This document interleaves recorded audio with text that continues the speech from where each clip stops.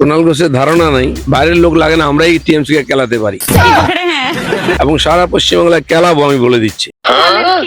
আমি আজকে আহ্বান করছি আমার কর্মীদের এবং সাধারণ মানুষকে, টিএমসির গুন্ডাগর্দি, দাদাগিরি, লুটপাট অনেক সহ্য করেছে মানুষ। আমরা সামনে আছি, আমরা শুরু করেছি, আপনার হাত লাগান। এরপরে টিএমসির নেতার গুন্ডাদের গণপিটুনি হবে সব জায়গায়, আমি বলে দিচ্ছি। কারণ কলকাতার বুকে যদি আমরা ঠুকতে পারি, সারা পশ্চিমবঙ্গে ঠুকতে পারি, ঠুকবো। আর যে শশী পাঁজা কাল খুব ড্রামা করছিলেন, তার গুরু যেমন চেলাও তো ড্রামা কুইন হবে, উনি হয়তো ভুলে গেছেন যখন সুদীপ ব্যানার্জিকে অ্যারেস্ট করেছিল সিবিআই, উনি মবকে নিয়ে গিয়ে এরকম আমাদের পার্টি অফিসে অ্যাটাক করেছিলেন, ইট পাটকেল মারিয়েছিলেন। কালকেও তিনি মবকে নিয়ে এসেছিলেন, দিয়ে আর বাস আটকে কাঁচ ভাঙছিলেন, সব ভিডিও দেখুন। ব্যাপারটা উল্টো হয়ে গেছে, উনি বুঝতে পারেননি। আর সব জায়গায় তো সমান হবে না, আমাদের কর্মীরা তৈরি হয়ে আসে এবং তৈরি আছে দ্বিতীয়বার যেন কোথাও ভুল না করেন। কিন্তু তারপরে খালি ব্যান্ডেজ মাথায় বাঁধা হবে না, অনেক জায়গায় ব্যান্ডেজ পড়বে।